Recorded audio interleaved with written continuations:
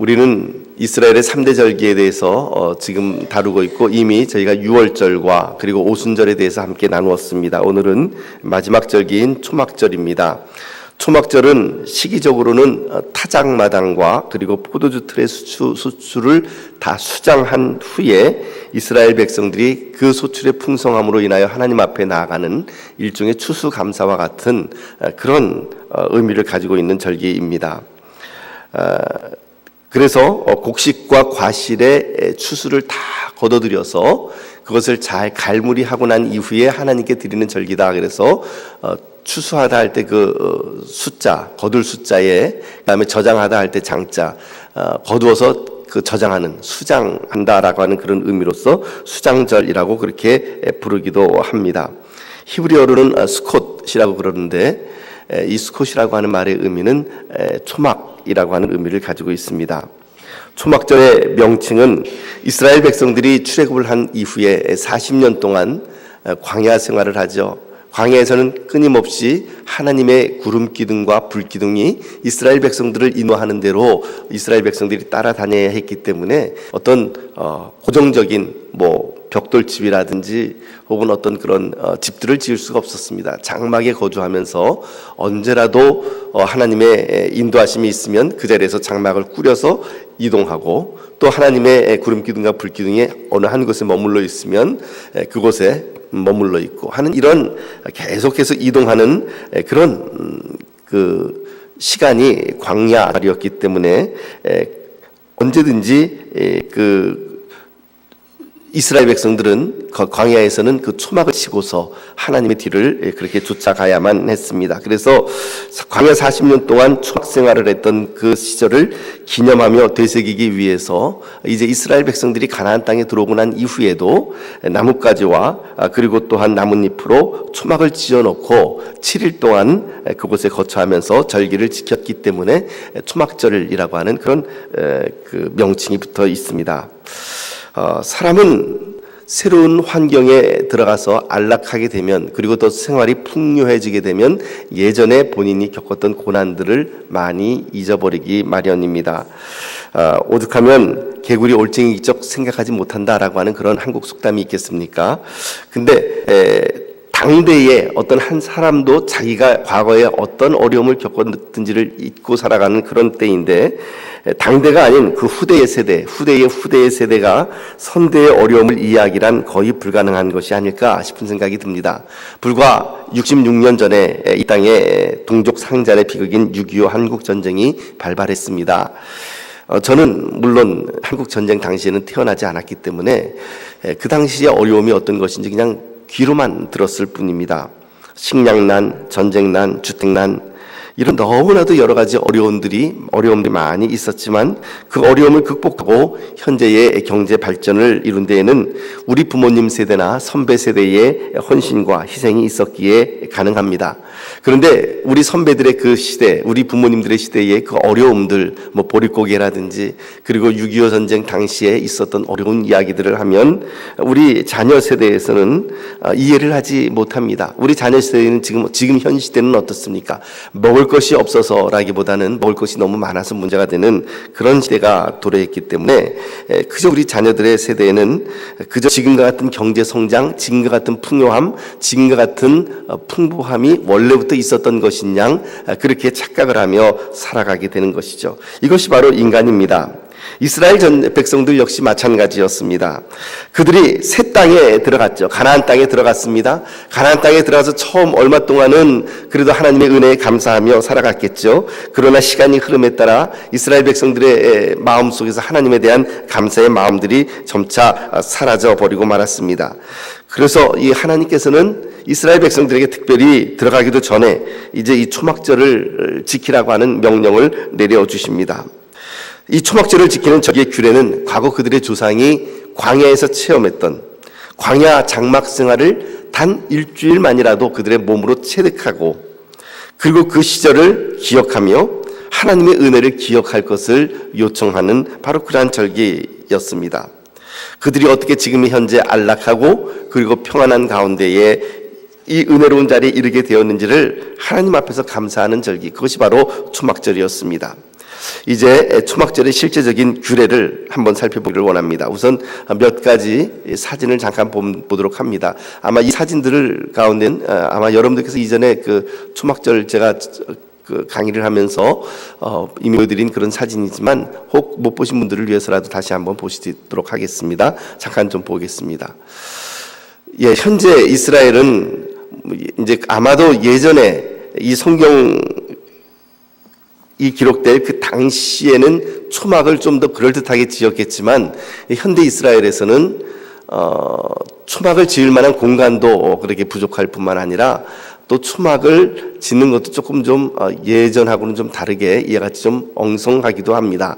지금 저 초막은 이제 그 초막절 때 이스라엘의 아파트 베란다에 이제 그 세워진 초막입니다. 그 다음 사진을 보도록 합니다. 뭐 이런 초막도 있고요. 그리고요, 이제 초막 내부에는 저처럼 색종이 같은 것으로 사슬을 엮어서 저렇게 장식을 하기도 합니다. 그리고요, 네. 그리고 그 내부에는 조금 이따가 한번 다시 말씀드리겠지만은 룰랍이라고 하는 식물과 그리고 레몬 이런 종류의 그 과실들 그리고 또한 식물들을 장식을 하도록 되어 있습니다. 그 다음 사진 볼까요? 예, 요거는 저것을 좀 더 이제 확대해 놓은 사진입니다. 레몬하고 룰랍 그리고 여기는 이제 그 아파트에 베란다가 없는 사람들 그렇다 아파트 내부에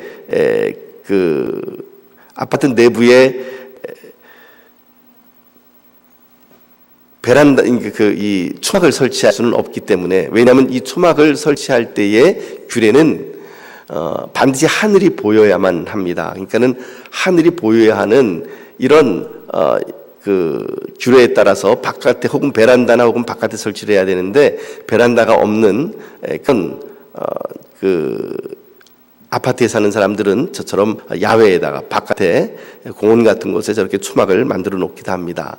그 다음 사진을 볼까요?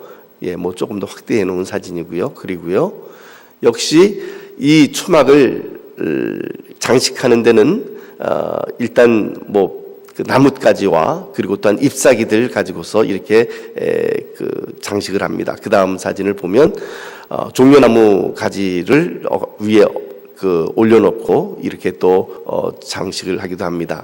뭐 이런 정도의 사진 이 정도만 보도록 하겠습니다. 이런 사진들이 보여주는 것처럼 초막은 집안에 세울 수는 없었고 반드시 하늘을 볼 수 있는 곳에 세워야 했고 그리고 초막 안에는 사람들이 빼놓을 수 없는 4가지 종류의 식물들로 그 장식을 해야만 했습니다. 우선 어떤 종류의 그 식물들이었냐면 레위기 23장 40절 말씀을 잠깐 보도록 합니다. 레위기 23장 40절 말씀 제가 읽어드리도록 하겠습니다. 이 초막절에 관한 규례인데요. 첫날에는 함께 같이 읽어볼까요? 시작. 첫날에는 너희가 아름다운 나무 실과와 종려나무 가지와 무성한 나무 가지와 시내버들을 취하여 너희 하나님 여호와 앞에서 이레 동안 즐거워할 것이라. 이 초막절에 그 초막을 그 형성하고 그리고 장식하는 나무의 종류가 4가지가 있습니다. 첫째는 아름다운 나무 실과 에츠프리하다르라고 하는 아름다운 그 열매를 맺는 그 나무의 아주 그 아름다운 나무의 실과 그리고 종려나무 가지 그리고 무성한 나무 가지 그리고 씨버들 이 4가지 종류를 취하여서 초막을 형성하게 됩니다. 아름다운 실과 나무의 실과는 어떤 것이냐면 주로 오렌지류의 과실을 맺는 그런 그 나무들입니다. 그래서 레몬이라든지 아니면 오렌지라든지 하는 어떤 그런 나무가지로서 실내를 장식합니다. 이 아름다운 실과는 유대인들이 분석하기로는 이렇게 분석을 합니다. 이것은 향기도 있고 열매도 있는 즉 맛도 있는 식물이다 이렇게 이야기를 합니다. 향기도 있고 맛도 있는 그것의 대표적인 그 식물이 아름다운 나무 실과. 그다음 두 번째는 종려가지입니다. 종려나무는 어떤 의미를 가지고 있느냐 하면 여러분 그 아마 성지순례 다녀오신 분들이나 다녀왔던 분들에게 선물을 받으신 분들 보면 그 대추야자 이렇게 드셔보실 것입니다. 그것이 굉장히 달콤한데 그 종려나무에서 나오는 즉 종려 열매는 맛은 있지만 향기가 별로 없습니다.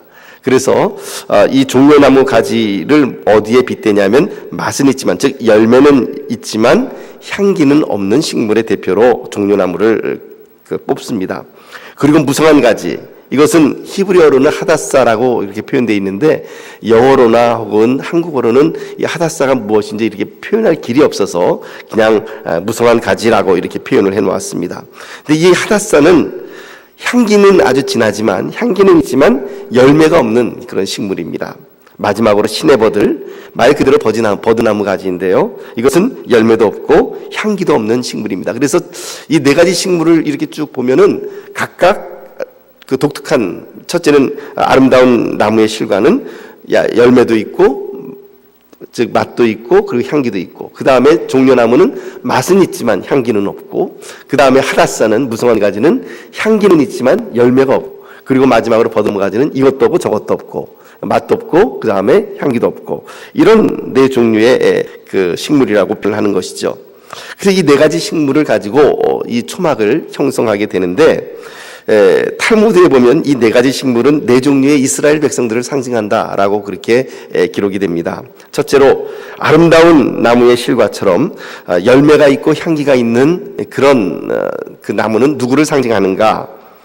토라의 지식, 즉 성경의 지식도 있고, 그리고 그 성경의 지식을 다 선한 행위가 있는 사람, 즉 열매를, 맛을 무엇에 표현하냐면 성경 지식, 그리고 토라에 대한 지식에 대하여 지식으로 연결을 시키고, 향기는 선한 행위로 이렇게 연결을 시킵니다. 그래서 아름다운 실과는 토라에 대한, 즉 하나님의 말씀에 대한 지식이 있고, 그리고 그 하나님의 말씀에 대한 지식과 더불어서 행동도 있는, 그래서 맛도 있고 열매도 있는 그런 백성들을 아름다운 실과라고 이렇게 표현한다고 하고요. 종려가지, 열매는 있지만 향기가 없다 얘기했을 때는 성경에 대한, 하나님의 말씀에 대한 지식은 있지만, 그러나 그 지식을 실질적으로 실행하는, 그러니까 선한 행위는 없는, 머릿속으로 든 것은 많지만 실질적으로 행함이 없는 그런 종류의 사람들을 종려나무라 이렇게 그 표현을 하기도 하고요. 그리고 무성한 가지, 이 식물은 향기는 있지만 열매가 없다 그랬습니다. 즉 선한 행실은 있지만, 그러니까 다른 사람에게 막 베풀어주기 좋아하고 그에 구제하기 좋아하고 선한 행실은 있지만 성경 지식에 대한 그런 그 깊이가 없는, 성경에 대한 지식이 없는 그런 사람을 일컬어서 무성한 가지에 해당된다. 시니버들은 어떤 것일까요? 그러면 알지도 못하고 그리고 행함도 없는 그런 종류의 사람들을 시내버들이라 이렇게 표현을 해놓고 있습니다. 그런데 여기에 그럼에도 불구하고 그 탈무드의 마지막 구절은 우리도 굉장히 좋은 은혜로운 은혜의 말씀을 선포하고 있습니다. 무슨 말이냐면, 그럼에도 불구하고 하나님께서는 이 네 종류의 식물들을 다 사용하여서 초막을 구성하신다라고 하는 겁니다. 시내버들처럼 열매도 없고 그리고 향기도 없다고 그래서 빼버리는 것이 아니라, 하나님께서는 열매도 있고 향기가 있는 그런 나무까지도 사용하시지만 열매도 없고 그리고 맛도 없는 그런 시내버들과 같은 그런 종류의 사람들도 하나님의 백성으로 하나님의 나라의 구성원으로 받아주신다라고 하는 것입니다. 따라서 이 초막절의 이 네 가지 식물의 규례는 우리들에게 무엇을 보여주고 있느냐 하면, 하나님께서 얼마나 그분의 백성에 대하여 관용과 그리고 또한 그들을 이렇게 품어주시는가라고 하는 그런 의미를 가지고 나타납니다. 사랑하는 성도 여러분, 만약에 여러분들에게 질문한다면 여러분들은 이 네 가지 식물 가운데 어디에 해당되는 사람이겠습니까? 하나님께서 인정해 주시는 어떤 아름다운 실과와 그리고 또한 향기가 있는 그런 종류의 사람인지, 아니면 토라에 대한, 하나님의 말씀에 대한 지식도 없고 선한 행위도 없는 거기에 해당되는 사람인지 우리 스스로에게 자문자답을 해보아야 될 것입니다. 초막절의 첫 번째 규례는 관용의 정신입니다.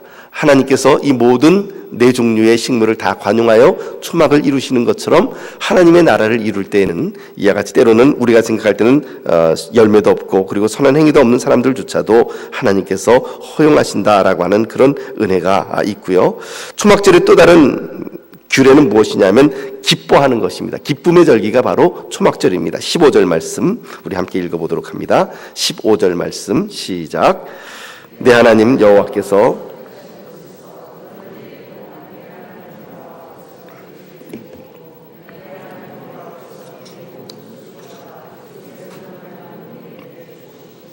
너는 온전히 즐거워할지니라.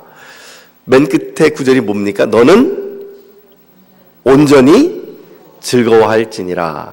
한번 여러분들에게 질문 하나 해보겠습니다. 기뻐하는 것까지는 알겠는데 온전히 기뻐한다는 것, 온전히 즐거워한다는 말의 의미는 무슨 말입니까? 온전이라는 말은 어떤 의미를 가지고 있을까요?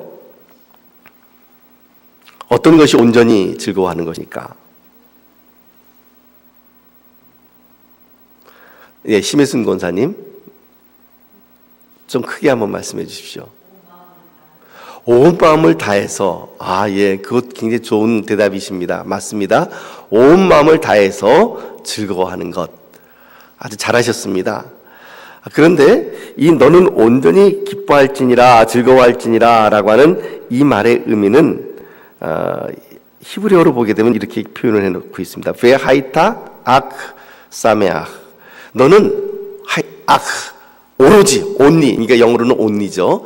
오직 기뻐할지니라, 이렇게 표현이 되어 있습니다. 그러니까는 온전히 기뻐한다는 말은요, 기쁨 외에는 다른 감정을 가져서는 안 된다. 이것이 바로 초막절의 규례입니다. 그래서 초막절을 지키는 유대인들의 가장 강력한 규례 가운데 하나는 무엇이냐면, 이때는 슬퍼하면 안 됩니다. 우울해해서도 안 됩니다. 오직 어떻게 해요? 허용된 것은 기뻐하는 것 하나밖에는 허용이 되지 않습니다. 예전에 이스라엘에 있을 때 이 초막절을 이제 눈앞에 두고 있었는데, 공부하는 것, 그리고 미래에 대한 어떤 그런 비전, 이런 것들로 인해서 좀 마음이 좀 많이 이렇게 무거웠던 적이 있었습니다. 마음이 많이 무거웠는데 아마 제 표정에 그 마음이 무거웠던 것이 드러났던 모양입니다. 같이 공부하는 유대인 친구 하나가 저한테 그렇게 얘기를 합니다. 이제 내일서부터 초막절에 들어가는데 너 그렇게 기뻐하지 않는 표정을 짓고 있으면 안 된다는 거예요. 초막절의 규례는 무조건, 초막절에는 오직 기뻐하는 그거 하나밖에는 허용이 되지 않는다라고 이야기를 합니다. 그러면서 저한테 도대체 네가 슬퍼하는 게 뭐냐? 내가 너를 도와줄 수 있으면 내가 너를 도와줬으면 좋겠다, 이렇게 얘기를 하는데, 그 친구가 도와줄 수 있는 거는 아니었죠. 그런데 지금도 그 친구의 그런 그 제안이 마음속에 이렇게 계속 떠오릅니다. 초막절에는 오직 기뻐해야만 한다라는 것입니다. 이것이 우리들에게 가져다주는 의미는 무엇이겠습니까? 왜 초막절에 기뻐하는 것일까요? 우선 초막절의 그 시기를 한번 볼까요? 초막절은 언제 있느냐 하면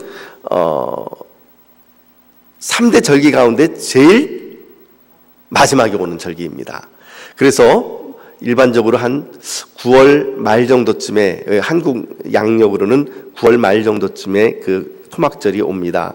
그리고 한국 양력으로 따져서는 한 10월 중순 정도 되면은 유대인들의 해가 바뀌면서 신년이 시작이 됩니다. 그러니까 초막절이 끝나고 나면 한 주나 2주 정도 있다가 로시 하샤나, 새해가 시작됩니다. 그래서 이때 되면은요, 굉장히 휴일이 많아집니다. 유대인들 가운데서. 우선 초막절기, 그래서 초막절 일주일 푹 쉬고 나면, 그렇게 하고 난 다음에 한 주나 2주 정도 있다가 신년, 로시 하샤나, 신년 휴가 해가지고 한 2주 정도 이렇게 쉬는 거죠.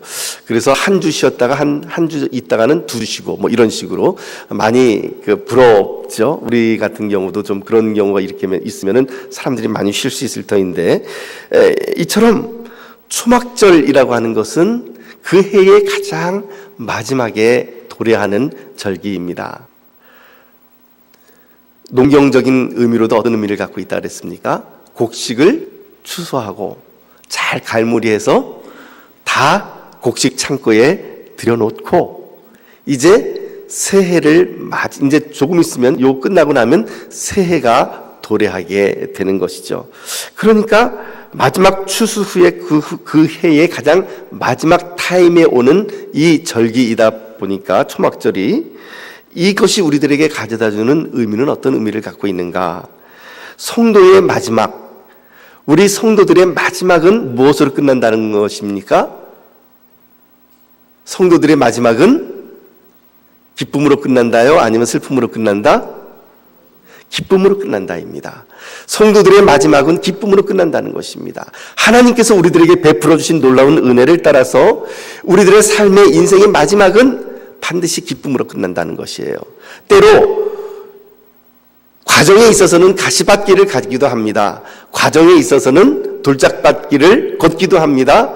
과정에 있어서는 주 사망의 음침한 골짜기로 가기도 하지만 그러나 마지막은 어디입니까? 푸른 초장, 맑은 물가, 그곳으로 주님께서 우리를 인도하신다라고 하는 하나님의 인도하심을 따라 우리의 마지막이 기쁨이 될 수밖에 없다는 것이죠.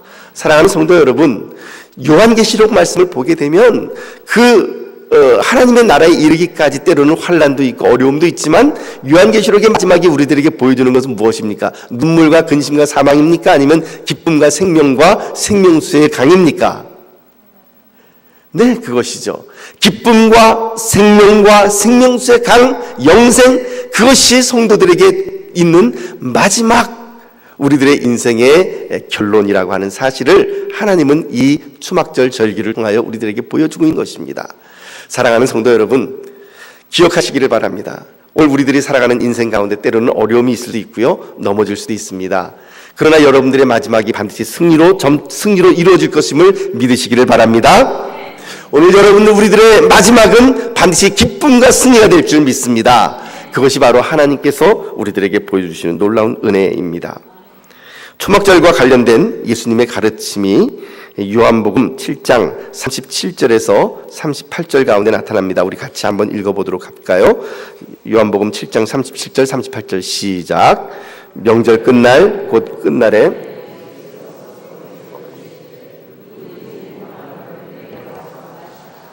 나를 믿는 자는 성경의 이름과 같이 그 배에서 생수의 강이 흘러나오리라 하시니. 자, 37절 말씀 띄워주십시오. 37절 말씀. 자, 명절 끝날 곧 큰 날에 예수께서 서서 외쳐 이르시되. 우선 여기서 명절 끝날이라는 이 명절은 어떤 명절이겠습니까? 유월절일까요? 오순절일까요? 초막절일까요? 초막절입니까? 확실하십니까? 예, 질문의 의도가 그거죠. 지금 우리가 초막절하고 있는데 제가 설마 유월절 이걸 가지고 나왔겠습니까? 초막절이 그것이 어디에 나와 있는가? 요한복음 7장 2절 말씀을 보면 앞부분에 이렇게 기록이 되어 있습니다. 함께 읽어볼까요? 시작. 유대인의 명절인 초막절이 가까운지라. 바로 그 장의 7장의 앞부분에 초막절이 가까웠다. 그리고 초막절에 예수님께서 예루살렘에 올라가지 않으실 것처럼 말씀하시다가 나중에 다시 올라가셨다라고 하는 것이 그 중간에 이렇게 기록이 되어 있습니다. 그리고는 7장 37절 말씀 보면 다시 띄워주십시오. 명절 끝날, 즉 초막절의 마지막 끝날, 곧 큰 날에 이렇게 되어 있습니다. 왜 큰 날이라고 하는 단어가 왜 붙었냐면 이렇습니다. 초막절을 일주일 동안 지키고 난 다음에 제8일째 되는 날은 그때는 성회로 모입니다. 그때는 안식일 가운데서도 가장 커다란 안식일입니다. 이때는 정말 아무 일도 해서는 안 됩니다. 평상시에도 안식일을 철저히 지키지만 이때는 가장 철저한 안식일을 지키게 되는 것이 8번째 날이죠. 그래서 그 히브리어는 에체렛 쉬모니라고 하는데 8일째의 멈춤이라고 하는 그런 의미를 가지고 있습니다. 그래서 마지막 8번째 날, 곧 큰 날, 가장 큰 안식일 그날에 예수께서 서서 외쳐 이르시되 누구든지 목마르거든 내게로 와서 마시라. 나를 믿는 자는 성경의 이름과 같이 그 배에서 생수의 강이 흘러나오리라. 이렇게 선포해 주셨습니다. 여러분, 그런데 좋습니다. 그런데 초막절과 예수님께서 초막절 마지막 날 누구든지 목마르거든 내게로 와서 마시라, 이 말씀의 의미는 도대체 어떻게 연결되는 것일까요? 왜 예수님께서는 초막절의 마지막 날 이런 메시지를 선포하셨을까요? 그것은 이렇습니다. 아까 말씀드린 것처럼 초막절이 위치한 시기는 9월 말입니다. 그러니까 제가 예전에 이스라엘에 있을 때 그렇게 초막절을 맞이하면서 제가 제 생각을 정리해 놓은 글이 있는데 그때가 9월 23일인가 26일인가 그랬습니다. 오늘이 9월 23일인가 26일인가 되는 날입니다. 이렇게 하면서 이제 제가 스스로 일기처럼 이렇게 썼던 글이 있는데 거기에 그것처럼 9월 말경에 지금 이 초막절이 오고 말씀드린 것처럼 이제 한 주 정도 있다가 혹은 아주 길면 2주 정도 있다가 바로 이 신년 새해, 유대인의 신년 새해가 도래하게 되는 것이죠. 그래서 이 초막절 때 가장 중요한 그 기도는 그리고 초막절의 가장 중요한 규례는 무엇이냐면 비를 기원하는 것입니다. 아시다시피 이스라엘은 우기가 겨울에 우기가 옵니다. 그래서 보통 한 10월 달서부터 시작해서 이듬해 1월 사이에 1월 혹은 2월까지 그렇게 비가 오죠. 그때 집중적으로 비가 오기 때문에 그때 비가 오지 않으면 이듬해 농사를 망칠 수밖에 없습니다. 그래서 초막절의 가장 중요한 기도 가운데 하나가 명절 끝날 마지막 날 이런 기도를 합니다. 하나님, 우리들에게 비를 내려주십시오 라고 하는 축복하는, 비를 내려줄 것을 축복하는 그런 기도를 하나님 앞에 올리게 됩니다. 왜 그전에는 하면 안 될까요? 그 이전에 하면 하나님께서 그 기도에 응답하셔서 비를 내려주시면 초막에 거할 수가 없기 때문에 초막에서 거할 수 있는 그때를 제외하고 이제 초막절이 끝나는 마지막 날은 반드시 그 큰 비를 하나님 앞에 기원하는 그런 기도를 하게 되는 것이죠. 그래서 그런 기도를 하면서 초막절 기간 내내 7일 동안 어떤 일을 하냐면 초막절 물깃기라고 하는 그런 행사를 갖게 됩니다.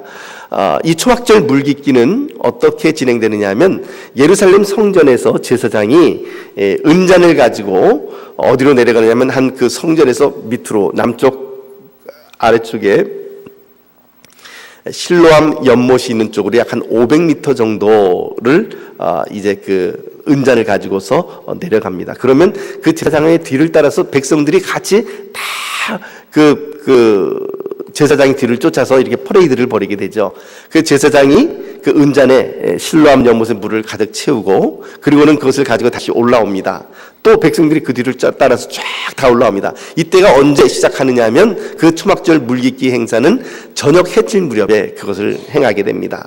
해질 무렵에 행하게 되고 그리고 이제 사위가 주변이 이제 그렇게 캄캄해지게 되면 성전에 아주 굉장히 높은 곳에 그 횃불을 굉장히 거대한 횃불을 태우게 되는데 그 횃불로 말미암은 불빛이 얼마나 밝은지 사람들의 그 옷 솔기에 있는 그 바느질 한 땀 한 땀이 다 보일 정도였다라고 탈무드는 기록을 합니다. 그만큼 밝은 불빛을 피워놓고 성전 안뜰에 그것도 한 군데 피워놓는 것이라 네 귀퉁이에 그것을 피워놓고 그리고는 제사장이 떠온 그 은잔에 떠온 물을 하나님의 제단 위에 그것을 붓게 됩니다. 그러면서 다가올 새해의 풍성한 비의 축복을 원하는 것이죠. 말씀드린 것처럼 초막절은 이스라엘 백성들이 광야에서 어떻게 그들이 살아왔었는지 그 광야에서의 하나님의 은혜를 기억하고 추억하는 그런 절기였습니다. 그런데 이 초막절 물깃기 행사는 어떤 의미를 가지고 있는가? 두 가지 의미를 가지고 있는데요. 첫째는 새해, 다가올 신년 새해 비를 기원하는 어떤 그런 의미가 있었고, 두 번째는 하나님께서 메마른 광야 가운데서 이스라엘 백성들에게 반석을 터뜨려서 그 이스라엘 백성들을 먹여주시고 마시게 해주시고 살려주신 하나님의 은혜에 감사하고 감격하는 그런 기념의 의미가 바로 이 초막절 물깃기에 있는 것이죠. 그러니까 지금 예수님께서 아까 우리 37말씀에 나타나 있는 것처럼 명절 끝날 곧 큰 날에 예수께서 어떤 일을 지금 하셨냐면 이 초막절 물깃기가 지금 마무리되고 사람들이 기뻐하면서 막 기뻐하고 있을 그때에 예수께서 성전에 서서 외쳐 이르시기를 뭐라고 외쳐 이르셨냐면 누구든지 목마르거든 내게로 와서 마시라. 지금 이 초막절 물깃기 행사를 이제 백그라운드로 우리가 보고서 이 구절을 보게 되면 이 구절이 우리들에게 어떤 의미를 가지고 다가오는지 우리는 알 수가 있습니다. 예수님께서 명절 끝날 곧 큰 날에 서서 외쳐 이르시되 예수님께서 언제 외쳤을까요? 지금 이렇게 외치는 시간이 언제일까요? 시간상 아침, 점심, 저녁. 언제입니까? 저녁이죠. 아까 말씀드린 것처럼 초막절 물깃기는 해 떨어질 때부터 시작을 하는 것이기 때문에 지금 예수님께서 이 말씀을 하실 당시는 한번 머릿속으로 상상을 해보세요. 이미 해가 떨어졌습니다. 꼴깍 떨어져서 캄캄합니다. 뭐 지금처럼 뭐 전기불이 있어서 뭐 이렇게 막 가로등이 있었던 그런 시대가 아니니까 해 떨어지면 캄캄합니다. 그리고 온전히 성전에는 성전 네 귀퉁이에 굉장히 커다란 그 횃불이 이렇게 타고 있어서 온 천지사방이 이렇게 환하게 밝혀져 있는 그때 물깃기를 끝내고 사람들이 하나님 앞에 비할망하면서 기뻐했을 그때에 예수께서 서서 그들을 향하여 이렇게 외치는 것입니다. 누구든지 목마르거든 내게로 와서 마시라. 나를 믿는 자는 성경의 이름과 같이 그 배에서 생수의 강이 흘러나오리라 하시니 라고 외치신 것입니다. 예수님께서 지금 이렇게 외치시는 거예요. 지금 초막절 물깃기를 하고 백성들이 지금 새해에 하나님 우리들에게 비를 내려주십시오 라고 지금 갈망하고, 그리고 또한 광야에서 그들을 향하여 하나님께서 반석을 터치셔서 그들의 조상들을 먹여주셨던 그것을 기억하며 기뻐하고 있을 그때에 예수님께서 그들을 향하여 뭐라고 말씀하시는 것입니까? 너희가 지금 그 반석으로 인하여, 광야에서 너희 조상들에게 터졌던 그 반석으로 인하여 기뻐하고 있는가? 누구든지 목마르거든 내게로 와서 마시라. 내가 바로 그 반석이다 라고 말씀하시는 것이죠. 내가 생수를 너희에게 공급하고 마시게 하는 바로 그 반석이다. 너희가 이제 하늘에서 내릴 비를 갈망하는가? 그 비로 인하여 너희의 생명이 풀어지기를 원하고 싱그러워지기를 원하고 너희 곡식이 잘 되기를 원하는가? 하늘에서 내리는 비보다 더 놀라운 은혜의 비가 바로 너희에게 내리는데 그것이 바로 나다 라고 말씀하시는 것이죠. 너희에게 생명을 주는 생명수의 비, 생명의 강의 원천이 바로 나다. 그러므로 목이 마르는가? 생명과 영생의 목이 마르는가? 내게로 와라. 너희가 지금 그 반석으로 인하여 기뻐하고 감사하는가? 내게로 와라. 하나님의 나라와 의에 대해 목이 마르는가? 나에게 오라. 내게서 와서 마시라. 내게 와서 마시면 너희 배에서 생명수의 강이 흘러 넘칠 것이다 라고 선포하고 있는 것이다. 이 속에서부터 솟아나는 넘칠 생명수의 강에 대하여 요한복음 말씀은 바로 믿을 자들이 받을 성령님을 의미하나라고 밝혀줍니다. 39절 말씀 함께 읽어봅시다. 39절 시작. 이는 그를 믿는 자들이 받을 성령을 가리켜 말씀하신 것이라. 예수께서 아직 영광을 받지 아니하셨으므로 성령이 아직 그들에게 계시지 아니하시더라. 하나님께서 우리들에게 성령을 부어주시는데 그 성령님은 그냥 찔끔 나오는 정도가 아니라 어떻게 우리의 속에서부터 솟아오른다는 말의 의미는 무엇입니까? 넘친다는 것이죠. 솟아올라서 넘치는, 속에서부터 넘쳐 흘러가는 생수의 강입니다. 사랑하는 성도 여러분, 오늘 여러분의 심령 가운데 하나님께서 부어주시는 이런 놀라운 생명수의 강이 넘쳐 흐르시기를 예수님의 이름으로 축복합니다. 당연히 받아 누려야 되죠. 주님께서 그렇게 말씀하셨는데 왜 그것을 받아 누리지 못하겠습니까? 당연히 주님께서 우리들을 명령하셨다면 우리는 그것을 받아 누려야 하고 우리 안에 생명수의 강이 터져야 되고 우리가 그것을 흘러넘치게 해야 되는 것이죠. 흘러넘치기는커녕 그런 내 안에 있는 것조차도 메말라서 그저 다른 사람으로부터 흘러나오기를 원한다고 있다고 한다면 그것은 하나님께서 기뻐하시는 것이 아닙니다. 축복할 때 말씀드리지 않았습니까? 하나님께서는 여러분들이 성령 충만하시기를 원하십니다. 할렐루야. 주님께서 우리에게 부어주시는 놀라운 변화는 이처럼 흘러넘치는 변화입니다. 하나님께서 성령님을 우리들에게 부어주십니다. 그래서 초막절 이 물깃기 행사를 통하여 예수님께서는 이 초막절 물깃기 행사를 전혀 다른 방향으로 해석을 해 주셨습니다. 그냥 그 단순히 새해에 새로운 곡식을 짓기 위해서, 농사를 잘 짓기 위해서 필요한 비 정도가 아니라 그들 안에 솟아나는 놀라운 생명수의 원천, 그들 안에서 솟아나와야 할 성령님, 그것을 일컬어서 이 초막절 물깃기에 예수님께서는 선포하고 계시는 것입니다. 사랑하는 성도 여러분, 예수님이 근원이 되어서 흘러넘칩니다. 예수님께서 근원이 되어 우리 안에 새로운 강이 넘쳐 흐르게 합니다. 우리 강이 넘쳐 흐르는데 이것이 어느 정도냐면 에스겔서 47장 말씀에 있는 것처럼 처음에는 성전 문지방에서부터 물이 흘러나오는데 처음엔 발바닥을 적실 정도, 그 다음에는 무릎을 적실 정도, 그 다음에 허리를 적시고, 그 다음에 어떻게 해요? 동네에는 키를 넘겨서 수영하지 않고는 능히 건너지 못할 커다란 강이 된지라. 하나님께서 우리들에게 부어주시는 은혜의 말씀은, 하나님께서 우리에게 부어주시는 은혜는 바로 이런 헤엄칠 정도의 놀라운 은혜라는 것을 기억하십시오. 하나님은 오늘 여러분들을 통하여 계획을 가지고 계십니다. 우리 평택제일교회를 향하여 하나님께서는 계획을 가지고 계십니다. 그 계획은 무엇인가? 이사야서에 있는 말씀처럼 보라 내가 새 일을 행하리라 라고 하는 것이죠. 이미 내가 새 일을 행하리니 이제 나타낼 것이라. 이 말씀의 의미는 티츠막, 이제 나타낼 것이라는 말을 달리 해석을 하면, 직역하게 되면 어떻게 돼요? 이미 싹이 났다라고 하는 말씀으로 제가 예전에 한번 강의를 드린 적이 있습니다. 이제 보라 내가 새 일을 행하리니 이제 나타낼 것이라. 이미 싹이 났다라고 하는 것을 티츠막, 너희가 그것을 알지 못하겠느냐? 반드시 내가 광야의 길을 사막에 강을 내리니. 우리들의 인생 광야에 강을 내시는 분, 우리들의 메마른 인생 가운데 강물을 흘려보내시는 분, 그분이 우리 예수님이십니다. 우리 안에 그 성령님을 주시는 분이 바로 우리 예수님이십니다. 할렐루야! 그러므로 사랑하는 성도 여러분, 우리 안에 이 풍성한 생명수의 강이 넘쳐 흘러야만 하는 것이고, 이 생명수의 강이 넘쳐 흐르게 될 때에 우리 안에 성령님께서 충만하게 임하게 될 때 우리의 인격이 변하고, 우리의 인생이 변하고, 비전이 변하고, 그리고 또한 우리들의 인생의 역사가 달라질 줄 분명히 믿습니다. 사랑하는 성도 여러분, 성령님을 사모하십시오. 예수 그리스도를 더욱더 간절히 사모하십시오. 물기는 정도, 물기초막절, 물기정도 행사가 아니라 그 안에서부터 흘러나오는 놀라운 성령님의 은혜를 갈구하십시다. 나를 지배하실 수 있도록 그분에게 나를 맡겨드리시고, 그럴 때 성령님께서 우리를 통하여 새로운 일을 행하실 것입니다. 말씀을 맺습니다.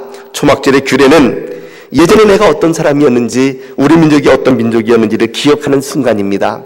초막절이라고 하는 말 자체가 광야에서 초막을 짓고 살았던 그때를 추억하는 것입니다. 그리하여 이 초막절뿐만 아니라 6월절도 그렇고요, 7.7절도 그렇고요, 계속해서 하나님께서 말씀하시는 것은 뭐라고 말씀하시냐, 기억하라라는 것입니다. 예를 들면 16장 3절 말씀도 6월절 같은 경우 유교병을 그것과 함께 먹지 말고 이래 동안은 무교병 곧 고난의 떡을 그것과 함께 먹으라. 이는 내가 애굽 땅에서 급히 나왔음이니 이같이 행하여 내 평생에 항상 내가 애굽 땅에서 나온 날을 기억할 것이니라. 기억해야 된다. 12절 말씀 보면 너는 애굽에서 종되었던 것을 기억하고 이 규례를 지켜 행할지니라. 하나님께서는 우리들에게 기억할 것을 명령하십니다. 무엇을 기억하십니까? 하나님께서 내가 과거에 어떤 사람이었는지, 내가 구원받을 만한 자격이 없는 자였는데 하나님께서 나 같은 것조차도 불러주셨다라고 하는 것, 그것을 기억하는 것입니다. 그래야 그것을 오늘 주님 앞에 감사하는 것이죠. 그래서 초막절의 규례는 첫 번째는 기억하는 규례입니다. 두 번째는 무엇입니까? 초막절의 규례는 기쁨의 규례입니다.